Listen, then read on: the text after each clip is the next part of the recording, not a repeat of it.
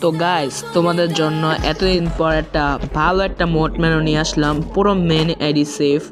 এটার কি YSM team 2.121.x এটার খুব ভালো চলতেছে, খুবই ভালো। তোমরা দেখো এরকম কি চট লাগে, এটা অনেক ভালো কাজ করতেছে। সাথে তোমাদেরকে আমি একটা যারটা দেখাতে যাচ্ছি, তুমি একটু ওয়েট করো। Triple kill.